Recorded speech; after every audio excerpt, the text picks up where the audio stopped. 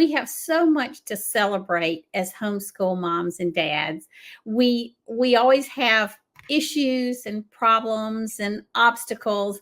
That's just the nature of homeschooling, really.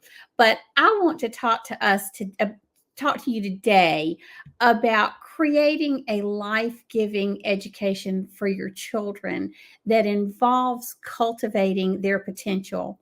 It's an exciting thing when we have an educational option that allows us to put our child at the center of the educational plan, not a scope and sequence chart. And we'll talk about scope and sequence charts in a minute and their importance.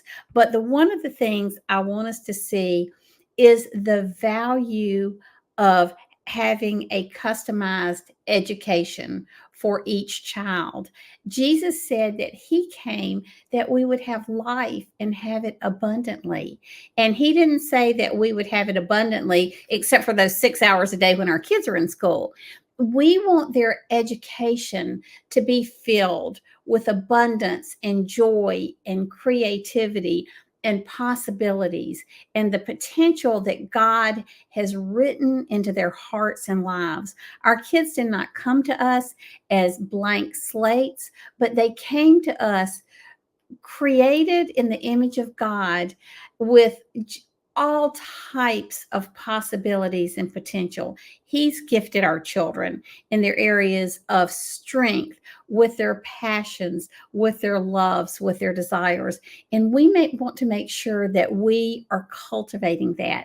And in our homes, we have a rich opportunity to do just that. When I started homeschooling back in 1984, my oldest son was just not reading yet. He had just turned 6, had a May birthday, and he just was the only kid in his kindergarten class not reading. I didn't understand at the time how normal that is, and that God has created each child with his own internal clock. And some children read at 4, some children read at 8 or 9. And I think one of the beauties of homeschooling is we can take into account how God has made and designed our children. So the first thing I want to talk to you about is just this whole idea of customizing an education. Now, customizing an education can be a lot of time and a lot of trouble, but definitely worth it. I can remember having Mike Donnelly on my podcast. Mike used to be an attorney with Homeschool Legal Defense Association. And one of the things he said to me is a quote from Mother Teresa. I know I've mentioned it here before, but I just think it's so worth mentioning again. She won the Nobel Peace Prize. And someone asked her what we as normal people can do to increase peace in the world. And she said this, she said, go home and love your children. And love is an active verb. It's not passive. It means that we look out for what's best for our children. We create what's best for our children. So we're going to talk about that today in terms of education. I love this quote by George Bernard Shaw, who was a famous British playwright. He says, the only man who behaved sensibly was my tailor. He took my measure every time he saw me, while the rest of the world went on with their old measurements and expected them to fit. So we want to see that scope and sequence charts and curriculum, as Sharon Fisher says, I love this. She says, curriculum is the tool, not the rule. And so we are going to talk about how we can create a scope and sequence chart, an education for our children that takes them into account first, their gifts. C.S. Lewis said there are no ordinary people. And then in Hebrews 11:23, we read this about Moses' parents. By faith, Moses' parents hid him for 3 months after he was born, because they saw he was no ordinary child and they were not afraid of the king's edict. So when I realized that Ty was not reading and that there was nothing wrong with him. I also realized there was no ordinary, he was no ordinary child. He was a gifted, marvelous, unique human being created in the image of God. This is what led me into homeschooling. And as we got into homeschooling, I was threatened with jail, threatened with having the kids removed from our home. In the end, the Lord really was strong on our behalf, and we were able to homeschool Ty that year. And all that trouble because I believed that Ty was unique and didn't have to read when he was a new 6-year-old. And so we want to study now, or one of the ways that I believe we can create this life-giving education for our children that takes them into account is to become students of our children. So I'm going to talk about several things, several ways we need to study our children to see how God created them and how we can best meet their needs as a homeschooling mom and dad. Now, just because I said that the scope and sequence chart is subservient to my child and not the other way around, it doesn't mean that I think they're not important. And it doesn't mean that I think standards aren't important. It just means that every child is different and the way we implement those things can be a little different. And so back in 1990, my husband and I had started a homeschooling organization in South Carolina called the South Carolina Association of Independent Homeschools. We went through 2 years of lawsuits, litigation, truancy notices, and legislation to get SCAs established in the law so that homeschoolers in South Carolina would have a private way to homeschool without having to go through the public school districts. And right after we got SCAs started and up and running, a couple of years later, I had a group of women come to me and ask me to start a co-op, which I was not excited about because I thought I had done my part by starting SCAs, and they really put pressure on me and wouldn't let me get out of it. I didn't even know what a co-op was at this point in time. So we started Masters Academy of Fine Arts, which is now Excelsior, in Columbia. And it's been so interesting because I've taught different classes over the years. And one class I taught was a public speaking course. And in one of those courses, I had 35 maps for my boys. I had a class of all boys ages 10 to 15, and they were 4 by 6 feet National Geographic maps. So they were my speaking prompt for the day. And at the end of that day, at the end of that class, I have no spatial relationship skills, and I'm trying to fold up those maps. And as it took me 5 minutes to fold up one that was about that thick. And a 13-year-old came up to me, Shane, and he said, Mrs. Tyler, give me those maps. I can fold them up for you. So he folded up the maps in about 3 minutes, all 35 of them, and they were slim and sleek. And I said, Shane, honey, how did you do that? He looked at me and rolled his eyes so sweetly, I couldn't fuss at him. And he said, Miss Tyler, you've got to fold them the way they're bent. Well, it just so happens I was doing a study by Chuck Swindoll at that point in time, and he was commenting on Proverbs 22:6.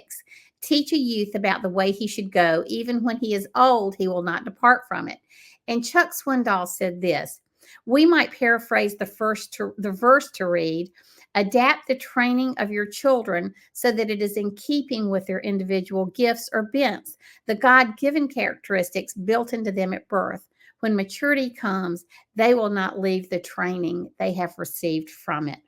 So, I want to talk to you today about how we can study our children to see how God has bent them to give them an education that will give them joy and the greatest potential of using that giftedness in the world. So, the first thing I want to talk to you about is learning styles. Now, I want to take you back again to 1984, 1985, our first year to homeschool. And there are a few things you need to remember to put my story in context. The first is when we started homeschooling, I didn't know one person in the world who homeschooled. So, I'm basically homeschooling in a vacuum and just trusting the Lord to show me what I need to do. We also had a very archaic law where I had no choice over the curriculum I used. I could use a curriculum that was in use in the public school or a private school in my area.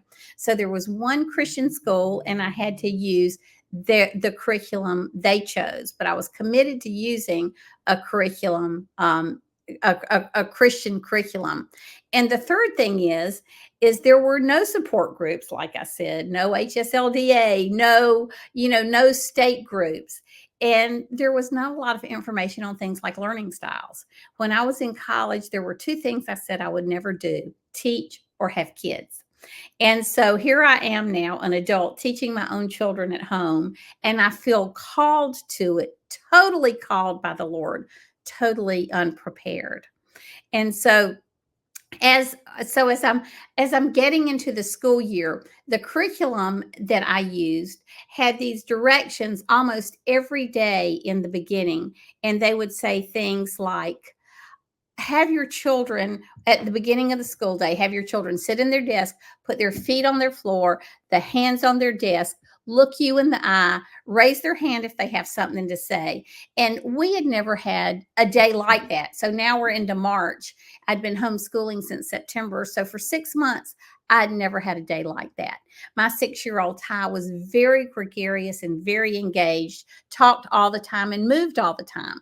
So while we were doing our schoolwork, sometimes he'd bounce a ball. My other son would stand on his head. Sometimes he would be playing with cars or Legos, anything to keep his little hands busy. And so I was feeling very guilty by the time March came, because I was not having a day like I was never having a day like my curriculum said I should have been having. And I was very depressed. But God, in his kindness, took me to this little toy boutique to buy a present for a kid's birthday party. It's funny, they also had a Brio train set that I couldn't afford to buy for my kids. So the boys loved to go to this toy store. They were 6 and 4, 7 and 4 at this point, and they would just play with the Brio train set. And they had a great book nook, and I'd just pick up a book and read for 20 or 30 minutes. So I happened to pick up this book called Growing Up Learning. The book is out of print. You don't need it because you have homework consultants and curriculum that supports you in your homeschooling instead of fights with you in your homeschooling. And this book talked about learning styles. So remember the year, learning styles was just coming onto the scene. It was not a big deal yet, not the glut of books on it like we have today. And so in this book, this professor of education, Dr. Walter Barb, said several things. A kid learns in one of three ways. They're auditory, visual, or kinesthetic. They learn by hearing and talking. They learn by moving and doing, or they learn by seeing. And so he says, woe, I'm going to do this very quickly. He says, woe unto the child who is auditory kinesthetic, because he learns by two socially unacceptable means in the classroom. He learns by talking and he learns by moving and doing. And neither one of those are acceptable. If you can get those kids out of school, they often make the most successful individuals, but you've really got to be able to work with them in the school setting. And so I'm thinking, okay, this is really interesting. And then he talked about a grad student he had. Now, I'm not sure how she got into graduate school, because he said she was a struggling student because she was auditory kinesthetic, and it took all of her physical and emotional and mental energy to be still and quiet. So she said she had a hard time learning in the classroom because all of her attention was focused on that, being still and quiet. She had no bandwidth for learning. So he was working on her with different strategies. And this bell's going off in my head, ding, ding, ding, ding, ding. And I'm thinking, okay, this is Ty. Ty is not wrong. I mean, it's not wrong for Ty to be auditory kinesthetic. That's how God made him. And in his career today as a salesman, guess what he does? He makes his living by walking and moving and talking to people. And so some of the things that we find annoying in a classroom or even as a homeschool mom are just the ways that God has created and gifted our kids. And so I refer to this day a lot as Independence Day in our homeschool because I realized that I could accommodate Ty in his need to move and talk. So that day in our schoolroom, when I read the kids the Riot Act and said, This is, I woke up one morning and said, This is how we will do school today because I couldn't stand the guilt anymore. I read them all the notes in my lesson plans about keeping your feet still and your hands still. Well, Ty, who was always gregarious and engaged and happy, had nothing to say to me that day. I mean, he was just still. And John, my 4-year-old, was so upset because he knew Ty was upset. He was in tears. And so I told the Lord then, I don't know if this is what homeschooling is or not, but I can't do this anymore. And so as I learned from that one book I picked up, it was just, I'm just convinced that was God's leading in my life. I learned that to become a student of my children means to understand their learning their learning style, and how they learn. And so it has been such a delight to understand that. Now, I want to quickly say it doesn't mean you don't do your schoolwork or every day's a break or, but we want to relax and we want our kids to be able to operate in the way that God made them. And that's what I love about the BJU Press curriculum. You have consultants at your beck and call, really, who are homeschooling moms like you, just like that book, Just Like You, that Janelle talked about in the introduction today, written by consultants who can help you navigate the waters and help you accommodate or use the curriculum in a way that supports the way your child learns, whether it's hands-on, whether it's auditory, and whether it's visible. So I just want you to understand that we can rejoice in the way God made our kids. Now, my second son, he loves interaction and he loves talking through concepts and all of that, but he also could learn quite independently from a young age. He would say, if you give me my books, I could go get my work done. And so it's just amazing how differently each child learns. My daughter Lizzie started elementary school the year I was starting both boys in high school. Again, this is kind of the early to mid 90s, and there's not a lot out there on homeschooling in high school. There's no internet yet either, which means there are no video courses or those types of things. And so it was pretty amazing to homeschool without all of those resources back in the day. So I just decided when John was in the 7th grade, I'm not advocating for this. I'm just saying that the Lord can use all of our mistakes and all the way we do things for his credit and his glory. So I put John in high school with Ty when he was in the 7th grade. So John and Ty did high school together. And then when John graduated, basically filled all his requirements by the end of the 10th grade, he just had 2 years at home to learn and grow and travel and do internships. It was pretty amazing. And so Lizzie was in the 1st grade and I needed her. I was still feeling my way with different ways to teach reading for different children's needs, very committed to phonics.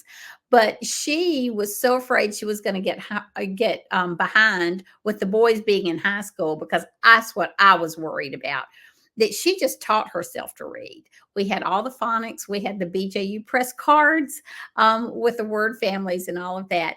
And this child just stayed at it and taught herself how to read. And she would read the teacher's manual and figure out what she was supposed to do in the children's work text. So you can see in my family how we just ran the gamut of when kids were ready to learn to read, when they're ready to do certain math things. Lizzie was very bright and independent. I really wanted her to do algebra in the 7th grade. Don't ask me why I wanted her to do algebra in the 7th grade. I just thought it would be good for her. We'd get way ahead. She could do algebra in the 7th grade. She was not ready to do algebra in the 7th grade. And so we backed off of that real quick. So you'll see that even when you have a curriculum at your disposal, like BJU Press, which I can't say, homeschool, which I can't say enough great words about, you are going to want to take each of your children's learning styles into account and their strengths and their weaknesses and their passions. I don't know if you're familiar with Eric Little. He was the Olympic runner back in the 1940s. I want to say, I could have the year wrong. When he was a gold medalist. He was a Christian and he refused to run on Sundays. The movie Chariots of Fire is about him. And but he won a gold medal anyway in an event he wasn't supposed to medal in because he honored the Lord. And he said, I know I'm called to China to be a missionary, but I also know that God made me fast. And when I run, I feel his pleasure. And that just always speaks to my heart every time I think about it. And I would look at my kids and I would think, what is it? What is it in their lives that when they do it, they feel God's pleasure? So, as homeschooling parents, we have the great opportunity to study our children and observe them, see what their spiritual giftings are, what makes them tick, what makes them thrive. Something else that Walter Barb said in his book, Growing Up Learning, is that when you see a group of adults, you will never find them operating from their areas of strength. But what do we do in most classroom settings? If a child is bad in math, instead of 20 problems, we say, oh, well, let's give him 50 problems instead of cutting it back to a load that they can handle and letting them operate in their areas of strength. And now, here again, I want to make sure you're hearing me. It doesn't mean you never have to teach that child math, but you teach that child math in a way that they can handle it best. You can help them cope with the weakness, and you can help them thrive in their areas of strength. So I just want you to understand, as a homeschooling parent, just the options that you have. It's really pretty amazing. One other thing I'd like to talk to you about while we have just a few minutes remaining, and that is just area of spiritual gifts. It was when my daughter moved to California for a job after she had graduated from college. She went to a church and she went to a ladies' Bible study. And the woman who was leading the Bible study said to her, "Lizzie, did you grow up in a Christian home?" And she said, "Yes, I did." And she said, "We don't have many Christians like that here, so we could really use you." So we want to look at our children, figure out what their spiritual gifting is, and really cooperate with the Holy Spirit in developing those. We know that faith is a gift of God, lest any man should boast. And so we want to make sure we understand these giftings come from God, but it's our pleasure and privilege to work alongside the Holy Spirit in our home as we observe them. Like when my son was my 6-year-old, the gregarious one, we would take breaks during the day. They went outside. This is our first few weeks of homeschooling. They went outside to ride bikes for a few minutes, he and John. And when I called them to come in, Ty didn't come. So I said, "Hey, Ty, bud, this isn't going to work if you don't listen to me." And he said, Mom, he said, "You know how we've been praying that God would give us a chance to share Jesus with our neighbors?" I said, "Yes."